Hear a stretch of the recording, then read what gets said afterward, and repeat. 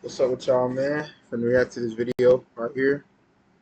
Worst gamer deaths ever by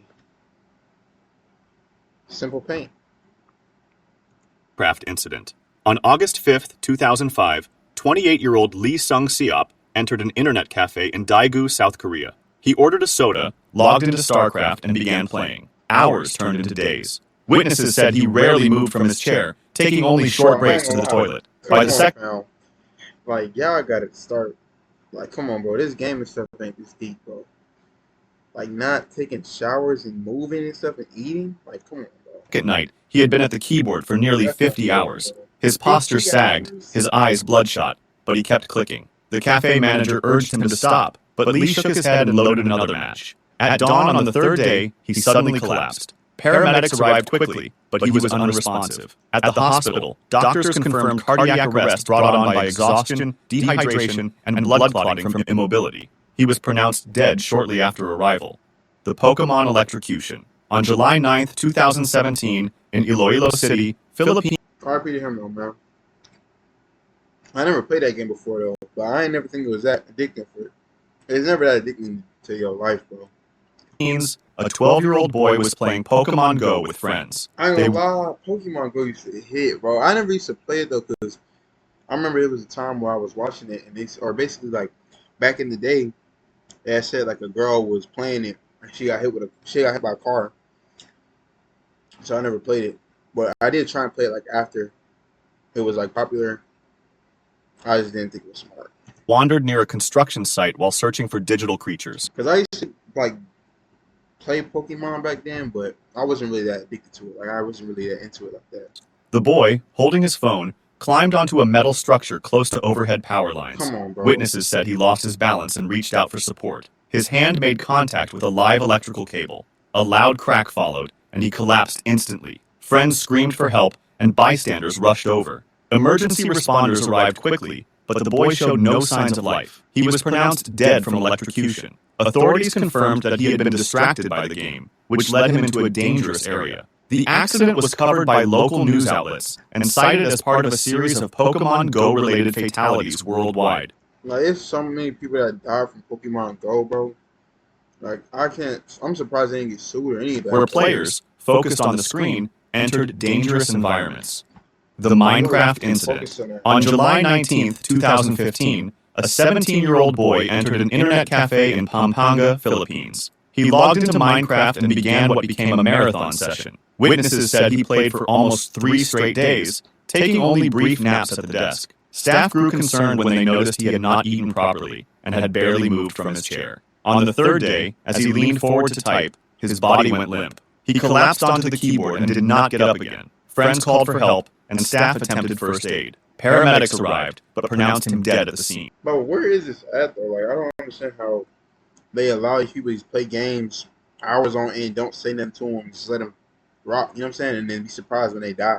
Local doctors later cited cardiac failure linked to severe exhaustion and dehydration after continuous gaming. It seems like all of them are done. The Call of Duty swatting. On December 28, 2017, 2 Call of Duty players in the United States got into an online argument over a $1.50 wager match. One player, Casey Viner, asked another, Tyler Barris, to swat his opponent by calling police to his address. Barris dialed 911 in Los Angeles and reported a fake hostage situation in Wichita, Kansas. Yeah, I remember this. The address he gave was not his rival's, but belonged to 28-year-old Andrew Finch, who had no connection to the dispute. Police surrounded Finch's home. When he opened the door, officers ordered him to raise his hands. Confused, he moved slightly, and an officer fired a single shot. Finch was killed instantly in front of his family. The case shocked the gaming world. Barris was later sentenced to 20 years in prison. In front of his family, too. Like, this has nothing to do with this guy, bro. Like, I was always scared of swatting, bro. Because I just feel like you have no control over that, bro. Like, people can do that anytime. I feel like the police don't even check and see, like, if it's real or not. You know what I'm saying? Prison, while Viner received a shorter sentence. Like, 20 years, that's it? Fired a single shot. Finch was killed instantly in front of his family. The case shocked the gaming world. Barris was later sentenced to 20 years in prison, while Viner received a shorter sentence. The Wii Fit incident. On December 28, 2009, 25-year-old Tim Eves from Sittingbourne, Kent, received a Nintendo Wii Fit as a Christmas present. Excited to try it, he began using the console's fitness programs on Boxing Day. Family members later reported that he exercised intensely for several hours with the balance board and aerobic mini-games. That evening, after finishing a workout, he complained of chest pains and shortness of breath. His mother urged him to rest. Minutes later, he collapsed in the living room. Paramedics were called immediately. Despite resuscitation attempts, he was declared dead at the scene. An inquest found that Tim had suffered a sudden cardiac arrhythmia. Though rare, doctors noted that strenuous physical activity can... I feel like if he had like the heart problems, that's when he should call the paramedics. But I feel like this, like the Wii, I used to do the Wii, but I used to do like exercise and stuff. Sometimes trigger fatal heart irregularities in young adults. The case was widely reported in the UK as the first known death linked to Wii Fit activity. Yeah. The Counter-Strike incident. On February 26, 2010, in Chongqing, China, two men in their 20s sat in an internet cafe playing Counter-Strike. They began to argue over strategy and insults in the game. Witnesses said the argument grew heated, with both shouting loud enough to attract attention across the room. One man stood up and pushed the other. Staff intervened and briefly separated them, but the fight continued outside the cafe. The aggressor grabbed a knife and stabbed his opponent multiple times. Bro, the game is not that serious, bro. Yeah, I'm like, how did he even have a knife? In the chest and abdomen. Bystanders called for help, but the victim collapsed on the pavement before paramedics arrived. He was pronounced dead at the scene. Police quickly arrested the attacker, who admitted to losing his temper during the argument. The killing was widely reported in Chinese media as another example of internet cafe disputes turning deadly. Local authorities used the case to highlight the growing problem of violence connected to online gaming in public spaces. I didn't think that factor could help me read. I just feel like it's never that serious, though. Minutes and tastes unreal. I don't have to track macros or plan me. The GTA incident. On August 3, 2008, in Bangkok, Thailand, 18-year-old high school student Pol Wat Chino hailed a taxi late at night. When they reached his destination, instead of paying, he pulled a knife and attacked the 54-year-old driver. He stabbed him I would never respect that, bro. Especially taxis, and he's like an older person too, bro. That's why I never used to get in taxis and Ubers and stuff like that, bro. I just couldn't, bro. For all this stuff that be going on out multiple times before dragging the body from the car and attempting to drive away. Witnesses quickly alerted police, who intercepted him only minutes later. He confessed that he had been playing Grand Theft Auto and wanted to know what it felt like to hijack a car in real life. Investigators said he showed no signs of intoxication or mental illness, only fixation on the game. The teenager was charged with murder and robbery. He was convicted and sentenced to life imprisonment. Thai authorities responded by temporarily pulling copies of Grand Theft Auto 4 from store shelves, citing the killing as evidence of dangerous influence. Well, that's probably why they tell you, like, on the game of why you can't, like, do that type of stuff. The crime received international coverage and became one of the first game-inspired homicides. Like 18. The VR incident. On December 21st, 2017, and that's also probably for GTA 6 why you gotta have your ID so they know you're actually 18. So, year-old man in Moscow, Russia, was at home using a virtual reality headset. He moved through his apartment while immersed in the game, unaware of obstacles around him. Investigators later determined that he stumbled while playing and crashed directly in... I feel like VR, bro, you can't play that either unless you're around people you know or something. ...into a glass table. The impact shattered the surface, slicing deep into his body. Alone in the apartment, he was unable to call for help. Neighbors reported hearing a loud crash, but did not enter. Hours later, family members found him lying in the living room surrounded by broken glass. He had bled to death from severe wounds to his head and neck. Moscow authorities confirmed the accident, noting that it was one of the first recorded cases of a fatality linked directly to the use of a VR headset. The unusual circumstances attracted international attention, with headlines highlighting the hidden dangers of playing immersive games in unsafe environments. The World of Warcraft incident. On February 1, 2007, a 26-year-old man walked into an internet cafe in Guangzhou, China. He sat down, opened World of Warcraft, and began to play. Witnesses later said he barely spoke, only pausing for instant noodles or brief toilet breaks. Day 1 passed, then day 2. He remained in the same seat, eyes fixed on the screen, fingers steady on the mouse. By the third day, his movements slowed. At 10 a.m., he suddenly slumped forward onto the desk. Other customers thought he had fallen asleep. After several minutes without motion, staff went to check. They shook his shoulder, but he was limp. An ambulance was called. When paramedics arrived, he showed no pulse. Doctors at the nearest hospital declared him dead, citing cardiac arrest linked to extreme exhaustion and dehydration after 3 days of continuous gaming. The Halo incident. It's just crazy how they don't say nothing to them, like, especially after all these deaths that happened before. Like, nobody said anything to them. Anything.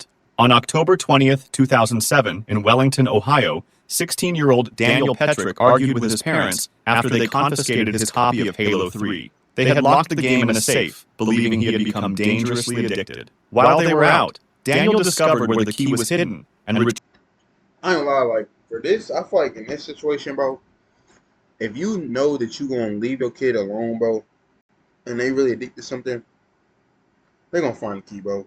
I would say your best bet to do is take it with you. No matter where you go, take it with you, bro. That's the only way you're gonna be able to hide it, bro. retrieved both the game. Like, you took the game from him, and then you left the key in the house when he was by himself. Like, what do you expect to happen? And his father's pistol. When his parents returned, he confronted. You have a pistol with it too, bro? I'm already knowing what happens here, bro. I could just tell he's gonna kill them, bro. Them in the living room. He asked them to close their eyes, saying he had a surprise. Instead, he raised the pistol and fired. His mother, Susan, was killed instantly. His father, Mark, was shot in the head, but survived. Daniel attempted to frame his father by placing the gun in his hand. Paramedics arrived quickly and saved him. Daniel was arrested and later sentenced to 23 years to life in prison. The case shocked the United States, raising questions about violent video games and teenage obsession. There's no way he did that, bro. He killed his mom and almost killed his dad and then blamed his dad, and his dad got 23 years, bro. The Pokemon Cliff. On September 7th, 2016, two men in Tokushima Prefecture, Japan, were playing Pokemon Go along a coastal path. The mobile game, which used GPS and augmented reality, had become a global sensation only weeks earlier. Players often followed the app into unfamiliar areas while chasing virtual creatures. That afternoon, the men, aged 21 and 22, walked together while staring at their phones. The trail narrowed near a steep drop overlooking the sea. Focused on the screen, they failed to notice the edge. Both fell from a height of more than 65 feet. Emergency responders were called immediately by nearby witnesses. One of the men was found alive. That's why you gotta be aware of your surroundings, bro. Like, this is more than just gaming, bro. Like, you fell off a cliff playing a game, bro. Like, come on, bro. But badly injured. The other was discovered at the base of the cliff, unresponsive. He was declared dead at the hospital a short time later. Japanese authorities urged players to pay more attention to their surroundings, and the case received wide coverage in national and international media. The League of Legends incident. On November 14, 2012, a 23-year-old man entered an internet cafe in Wuhan, China. He sat at a terminal, logged into League of Legends, and began to play. Staff said he had been a regular customer, sometimes staying for long sessions. But Like, they shouldn't even allow you to stay for long sessions of gaming, especially if it's free too. Like, people are not going, like, they're going to time he remained in his seat for nearly 23 hours without pause. Come on. Other patrons noticed him shifting uncomfortably, I rubbing would his say after like 9 to 10, bro, of not doing anything but playing the game, you have to tell him to leave or something, bro. chest. But he There's kept on no playing. way. As the morning turned into afternoon, his body weakened. At 3 p.m., he suddenly slumped back in his chair. His arms fell to his side. The mouse slipped from his hand. The attendant rushed over, calling his name, but he was unresponsive. Paramedics were summoned immediately. By the time they arrived, his pulse was faint and irregular. He was transported to a nearby hospital, where doctors attempted to resuscitate him. He was declared dead shortly afterward. Medical staff attributed the death to cardiac arrest, brought on by fatigue, dehydration, and prolonged immobility. It was one of several such incidents reported in China during that And period. it's like they keep down dehydration too, bro. So it's like, where's the drinks and stuff? Like, they don't get none. Like, I would see, like, maybe provide them or something. Like, I don't know, bro. The Lineage 2 incident. On March 29, 2005 in Shanghai, two friends, Qiu Chengwei and Zhu Kaoyuan, played the online game Lineage 2. Qiu loaned Zhu a powerful virtual sword, the Dragon Saber. Weeks later, Zhu sold it for 7,200 yuan without permission. Furious, Qiu demanded its return. When Zhu refused, Qiu reported the theft to police. At the time, Chinese law did not recognize virtual property as real, and no charges were filed. On the evening of March 29th, Q confronted Zhu in person. The argument escalated into violence. Q drew a knife and stabbed Zhu repeatedly. Zhu died from his wounds. Q was Bro, arrested. that's why I never got no fights, bro. Cause it's like you never know what people have in their intentions, bro, what they're going through, bro. Like they'll really do anything. A lot of people just don't even have it. Like they feel like they don't have a purpose of life, but to just be the strong one, bro, and just win, bro. At the scene. In June 2005, he was convicted of murder and sentenced to life imprisonment with the possibility of parole. The killing became one of the first sentenced to life imprisonment with the possibility of parole.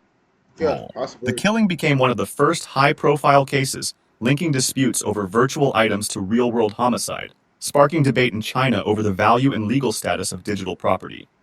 The Pokemon Train. On August 23, 2016, in Tokushima Prefecture, Japan, a 39-year-old truck driver was driving on a rural road while playing Pokemon Go. Distracted by the game, he failed to see two women crossing at a railway intersection. The truck struck both pedestrians. One woman, aged 72, died instantly. The second, aged 60, was rushed to hospital with critical injuries and died shortly afterward. Witnesses said the driver never braked before impact. Police arrested the man at the scene. He admitted he had been playing Pokemon Go behind the wheel. Prosecutors charged. Pay attention on this road, bro. Like you just kill these people trying to play a game while driving, bro. Come on, bro.